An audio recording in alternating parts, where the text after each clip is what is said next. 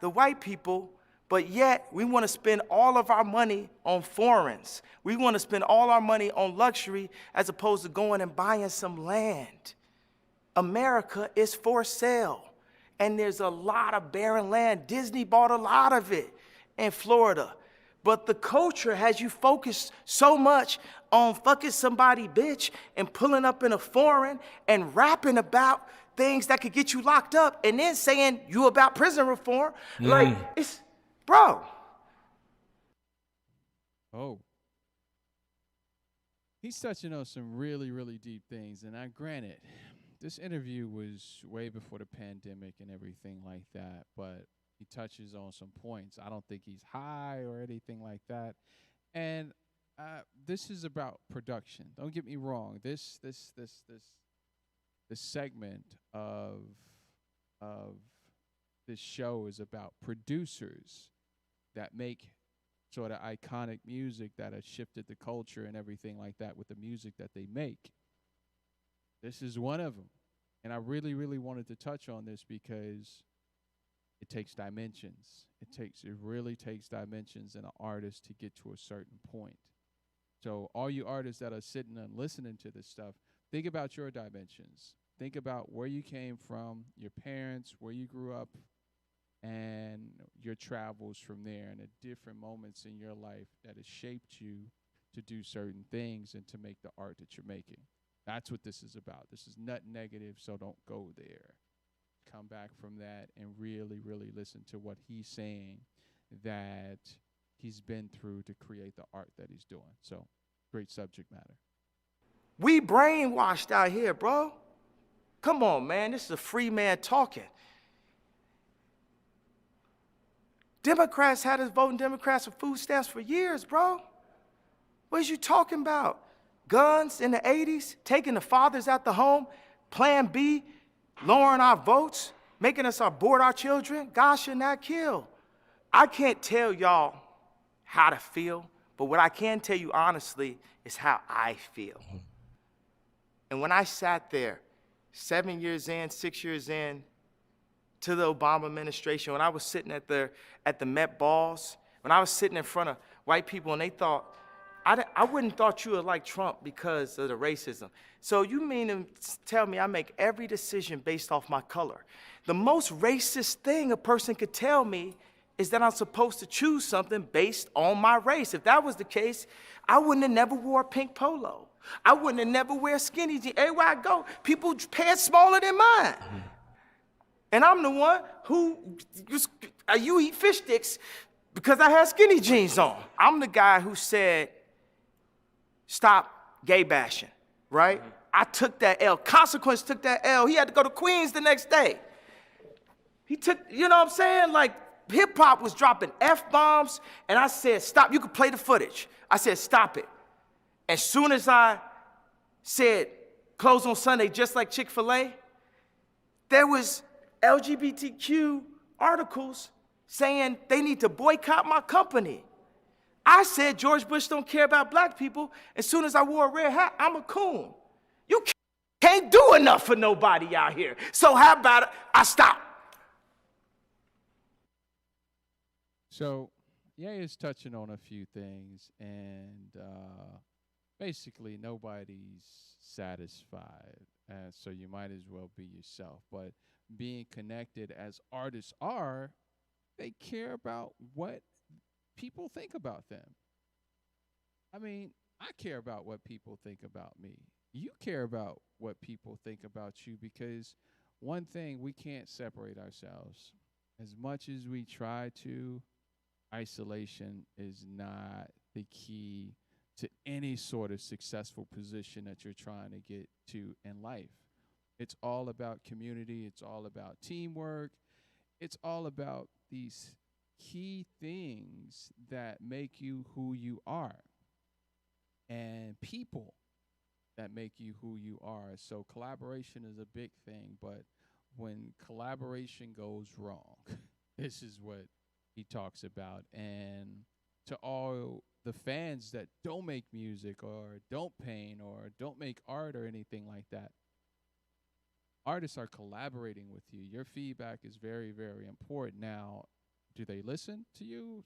Maybe not all the time, because it takes a true fan to really, really tap into your psyche to actually give you a direction on whatever. But feedback is important. But if you have a lot of people saying like they just think you're whack for everything that you said previously, then it hurts. So I think he's just hurting from it. But like I said, this is a producer's show, so he has a way to actually put that inside of his art. So that's what's up.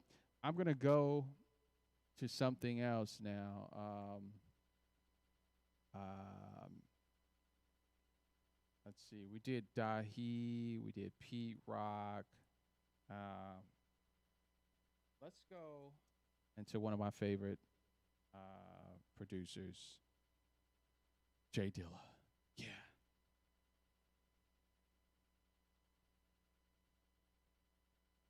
I'm gonna find a Jay Dilla interview.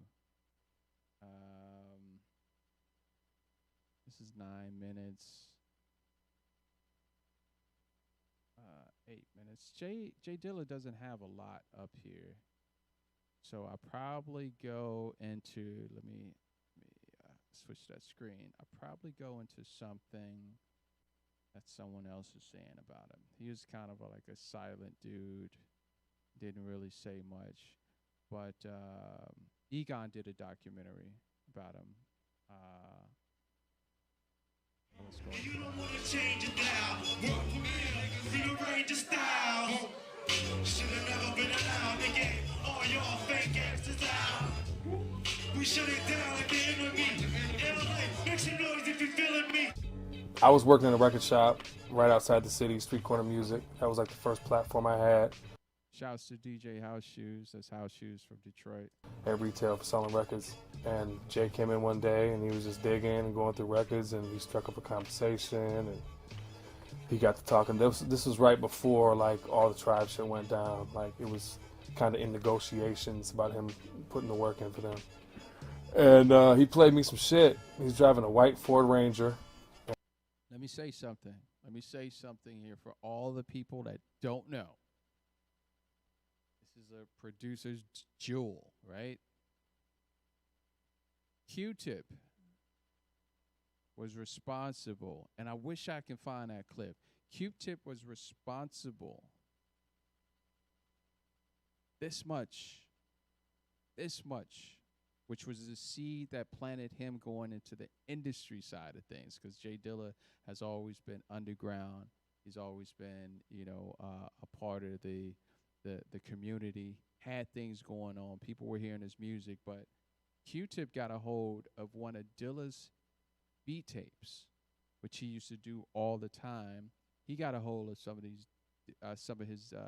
one of his beat tapes. It had like 30 beats or something on it, and Q-Tip went crazy. And I think he was with Pasta Noose or something like that from De La Soul, and him and Noose was sitting there, and they're like, "Hold on, am I bugging? Or this shit is dope, right?" He's like, "Yeah, that shit is pretty dope." Went to the second beat. Damn, this is dope too. Whoa, I'm tripping. Another beat. Damn, all of this shit is dope. It's like, I gotta call this kid. But here's the thing. Amp Fiddler gave Q-Tip the demo. Amp Fiddler, he's another one from Detroit, old musician, singer, songwriter. But Amp was working with Jay Dilla. And I'm not talking about working with him like producing anything.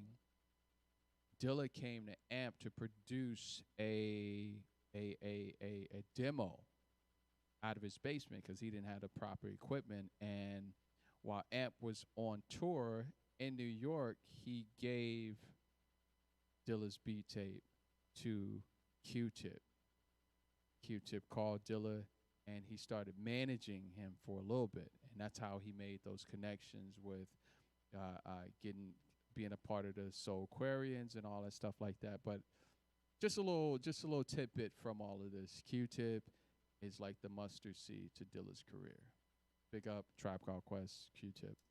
And he put a tape in, and I was like, wow. Yeah, this is what's up right here. I first found out about him through House Shoes. I put out a record called Peanut Butter Breaks in 1994, and House Shoes was working at a record store, and I was sending the records to him, and he was like, oh, you got to hear my man Dilla.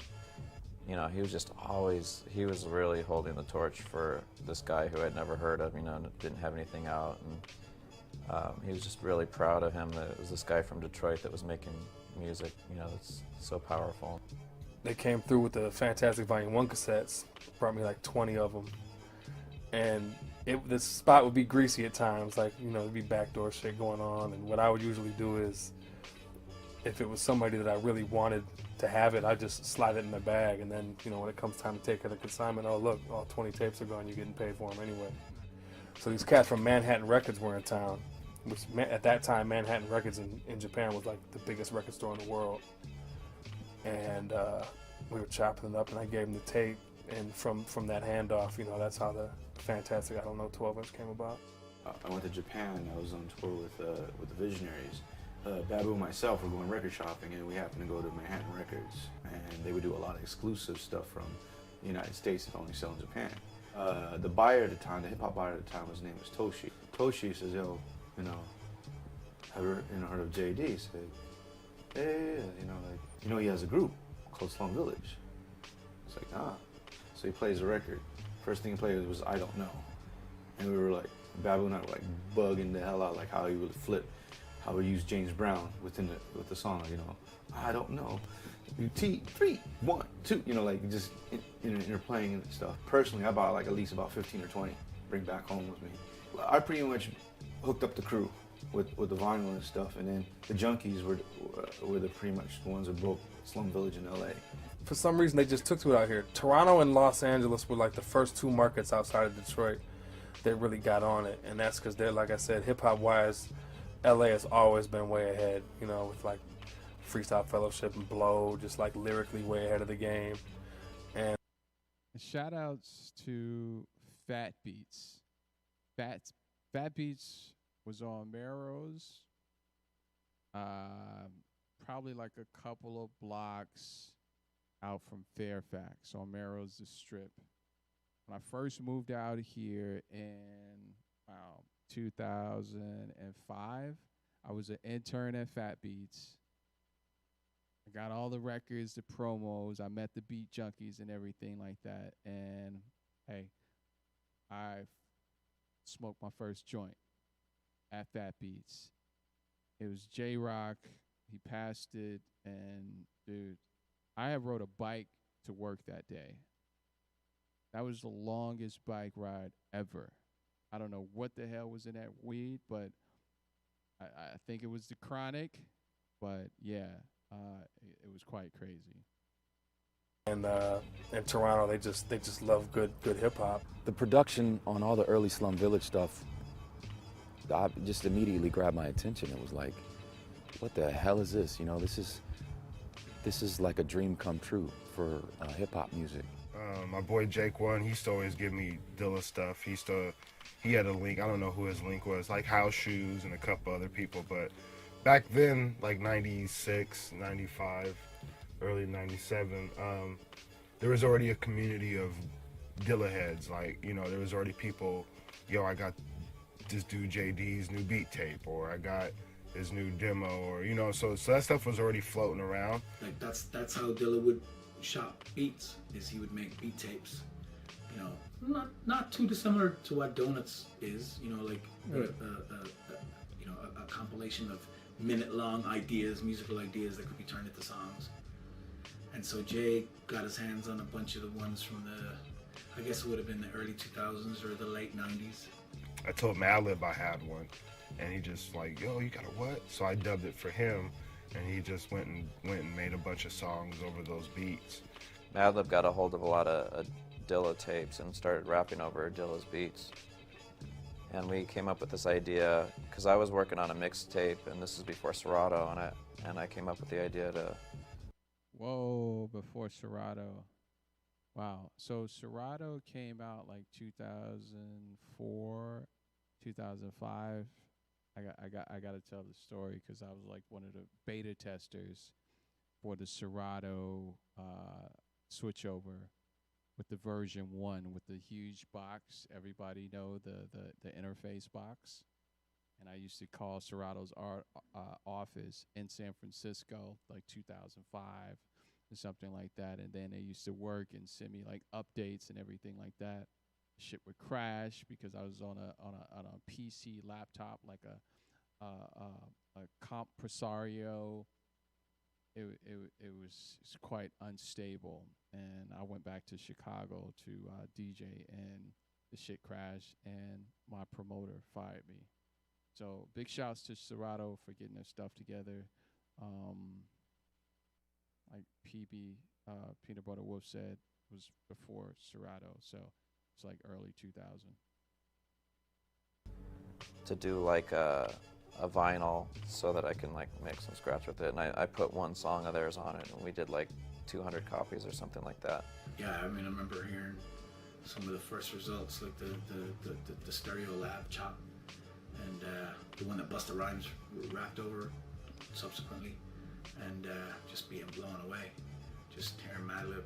I mean, Madlib's a great MC, but he you know, it's like Dilla, you know, like two really good MCs, but not always rapping. You know what I mean? More making beats. But hearing Madlib over Dilla sounded real good.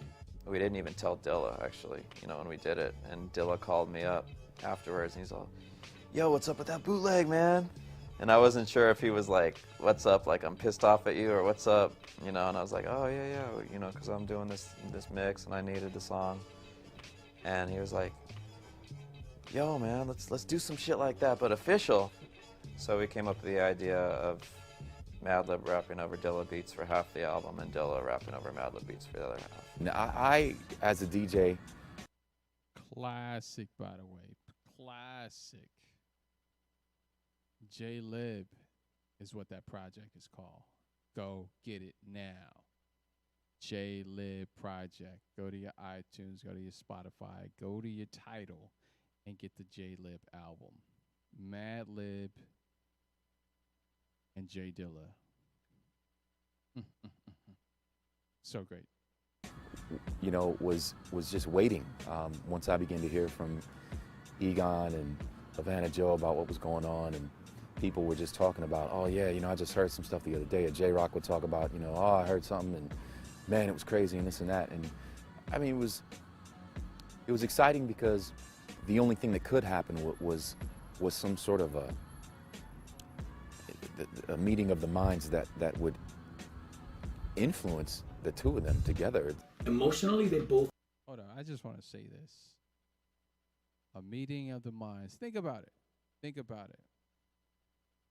Producer rappers, right? Who would you like to see do an album together as a producer rapper? I don't know. I would love to see Kanye rap over Swiss Beat and Swiss Beat rap over Kanye. That's just me. Think about your favorite rapper, producer, and see if they should do an album. I don't think any other artists have done that. I mean, I think Stone's Throw really, really broke grounds with that concept album. So I would love to see more of that. Speak from a similar kind of place. I think in their music, that's what makes them better, different than most of the other cats that touch a drum machine. You know, is that they're able to reach emotional places with their music that other cats don't get to. He had sent like the 2002 batches, is 5 volumes with like 25 beats on each of them. He had sent them to Madlib. Get a knock on the door. UPS man shows up with an envelope. He opens it up. It's a CD. Takes it out, puts it in, and it's like 15 songs. And we were trying to figure it out because he said that he sent Madlib the beat tapes like 3 or 4 days ago. So we were just trying to figure out how it was humanly possible for somebody to do that. And when he was, you know, sending the stuff back and forth with Madlib, we didn't expect in any way that he was going to pick the beats that he picked. So we were all sitting around in the basement, and we we were listening to these beats, and I mean, it's Mad Lib beats, you know what I mean? Like, so there's some bangers on it. Like, it was some stuff on there that was just like, holy crap. Like, a lot of the stuff that ended up with on the J-Lib record, you know what I mean? Like, bangers. And McNasty Filth, while it was a good beat, it just wasn't one of the ones that immediately struck us like, ah! And for Dilla, I think a lot of times making records was about the challenge. CD came back from Dilla in the FedEx, and I was like, Madlib, what the fuck? Why did he pick that? And I was like, you know, but it's dope, you know, and it was dope. It was like, you know, kind of like sends shivers down your spine dope, you know. So that's Egon, right? And he's explaining to you, like, genius meets genius. Dilla's choosing tracks from Madlib, and Madlib's choosing tracks from Dilla, and they're like, yo, man, that was like probably like the softest record or beat that's on the tape. And that goes to show you, it's like what you think about yourself is not what other people think about you. So if you're like locked in and you're working with another genius or a person that does what you do, and they're talking about the different records, and this is not to say that, you know, I am that, but you know, people would come to me and say, hey, joUrNeY, check out that track, so dope. And I'm like, that's like, that took like 5 minutes, but if you like it, that's cool. But this is what's translating in this documentary. It's really, really cool. But as you can see Egon's face, he's kind of confused because the shit was like immensely dope. You know, like that he chose all those beats. And Madlib's picking all these beats that kind of referenced the Dilla that had made all the money, you know, revolutionizing commercial hip hop and neo soul or whatever. You know, but Dilla was there picking shit that didn't sound anything like the stuff he was, you know, known for making. And then he started actually doing shows with us out of town, and that was another thing where, like, I never wanted to ask him to do shows because I knew even that back then his health was like off and on, you know. And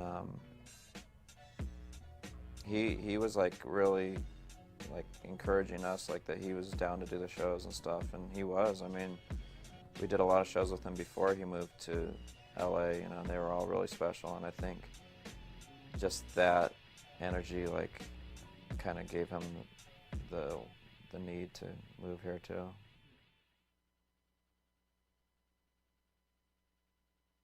Wow.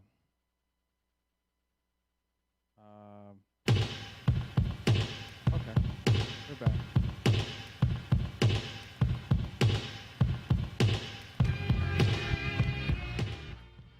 Shit kind of went sour though, because you know, he had a flood that destroyed a lot of shit. So I've been a victim of like 3 or 4 floods. So when that happens, it's kind of like it never has that feeling that it had. You're like, damn, like my shit got destroyed. Like, Yo, shouts to all the people that are from the Midwest. If you're from the Midwest, Chicago, Detroit, anywhere in that middle area, oh, the rain is treacherous over there. Treacherous. Like, I was a music collector. My mom is like the ultimate record collector. That's where I get all of my ness from, if you will. And she had Mad Records, which I adopted those records, and I had Mad Records too. But I used to go out, play with my friends, and then it would rain so hard. And I'm like, man, I got to get home. My records are on the floor. I would come back home, and those records would be floating. Talk about crying. This is what House Shoes is talking about. Midwest floods, oh my God. Nothing to play with. You can't have anything on the floor. That's in the basement. let me get on some new shit. So you think that's why he moved to LA? That was probably one of the reasons. Eventually, one day he just called me up and he's like, Wolf, I'm moving to LA. I was like, get the fuck out of here. You know, like I could not, because he was just always repping the D so hard, you know, and it was just such a part of him. Dilla was synonymous with Detroit for all of us, and all of us kind of regarded him as a mythic figure, even though Wolf had you know, of course, done some work with him. He put out those bootleg remixes when he was at TRC. And of course, I'd met him, and you know, I think Madlib had even met him or something. But he was still like this mythic figure that was all Detroit, and you know, he would pop into these different cities, but you know, he was clearly Detroit. You know, when you get older, you look for a certain type of vibe to do what you do. You know what I'm saying? Things got to be a certain way, and maybe Detroit just didn't have it for him anymore. They used it up. According to That happens a lot to people that are from the Midwest. Let me just say that. California is very, very attractive to people that live in the Midwest. I mean, we rarely go east. I was one of the ones to go east, and I stayed on the East Coast a long time. But New York was in my heart. But to be from the Midwest, I moved to California first because, one, you want to get the hell away from the floods. You want to get the hell away from the weather. Winters are brutal.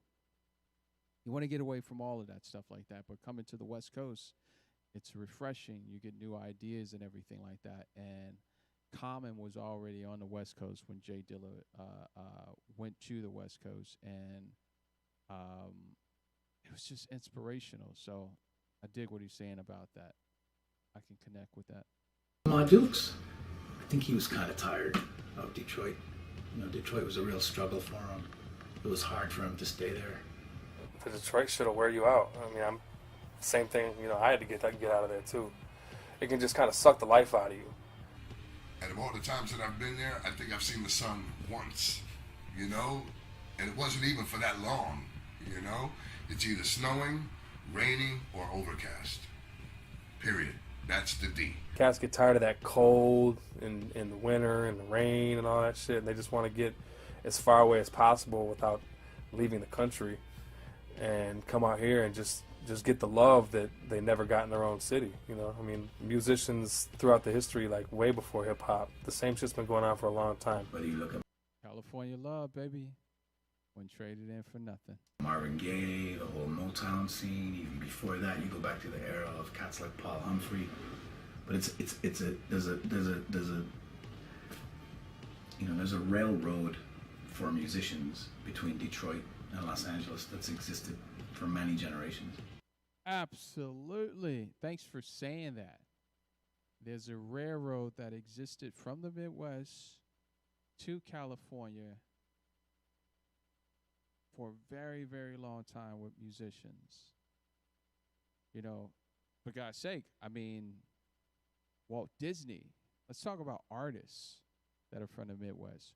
Walt Disney went by train from the Midwest to California to do what he did with Disney. There is a railroad. There's like an invisible railroad. And I think Route 66 comes through Illinois, goes down south, comes through Illinois, and then down through Texas, all the way to California. It exists.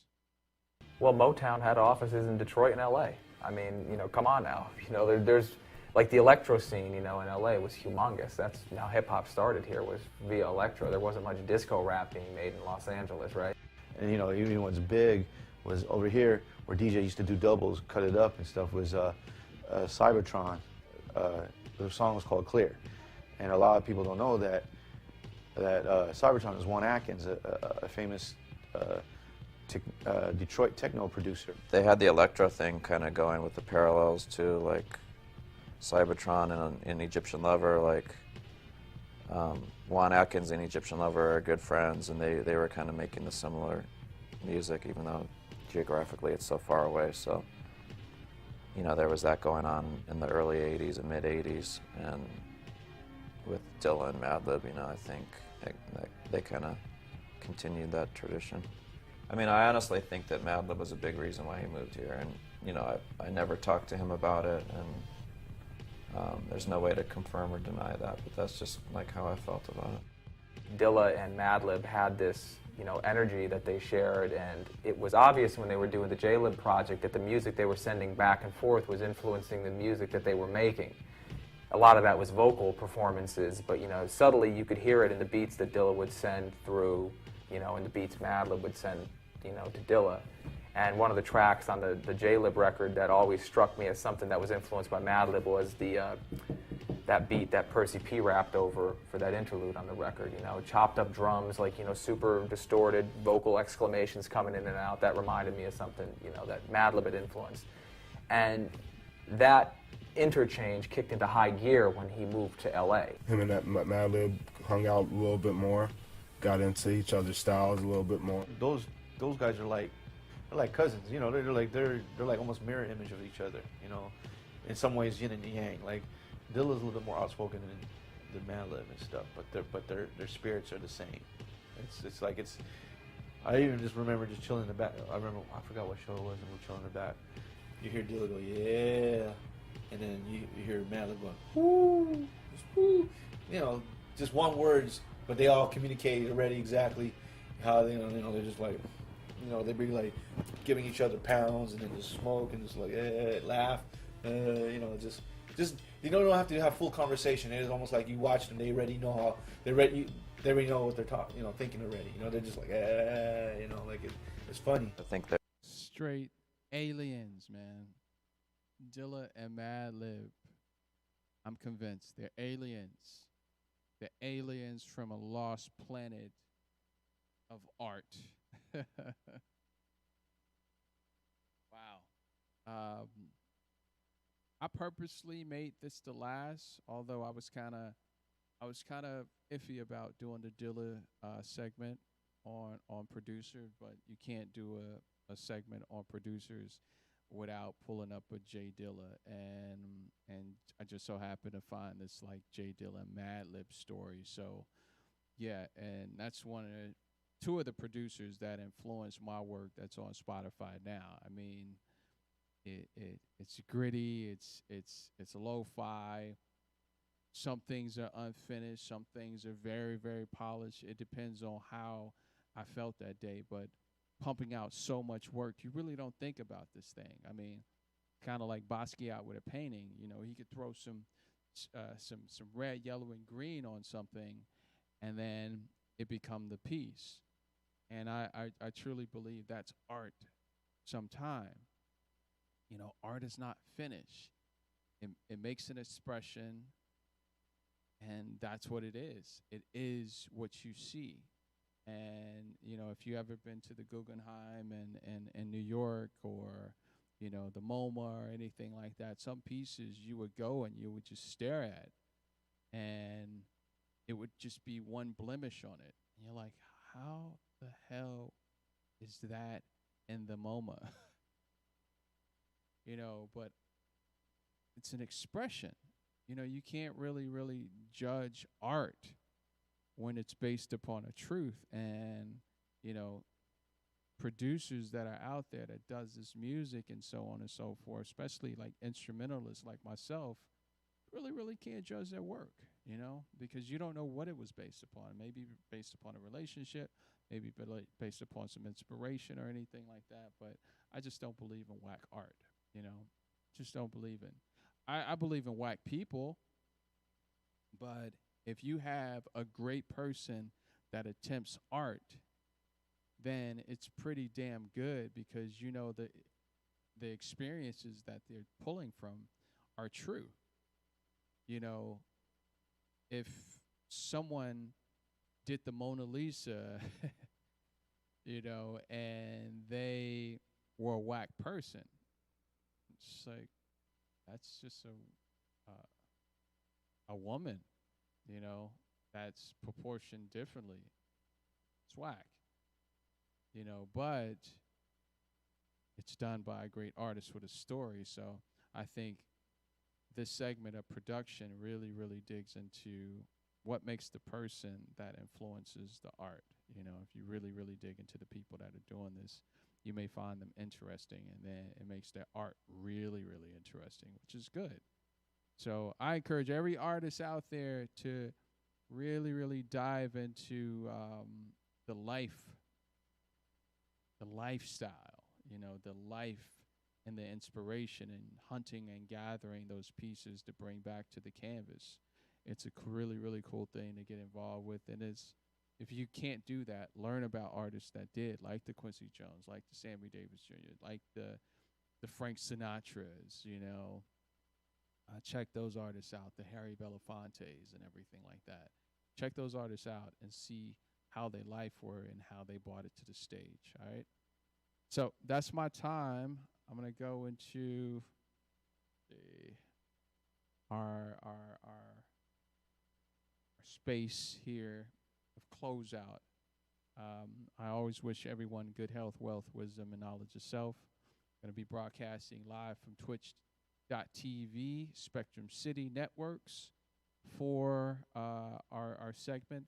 But also go to Spotify and iTunes and check out Trip Digital Radio, some of our past shows. I'll be transcribing some of this stuff to actually bring to other platforms as well. But, you know, check out those past shows because a lot of cool stuff was said. It was before this pandemic thing, and I feel like some people that we interviewed on the show was like prophesizing because they said some stuff that is like freaking happening now. So that's what's up. Trip Digital Radio, Sound, Art, Expression.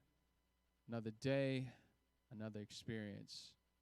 I'll talk to you guys later. Good health, wealth, wisdom, and knowledge of self. We will see you next week or Wednesday. Peace.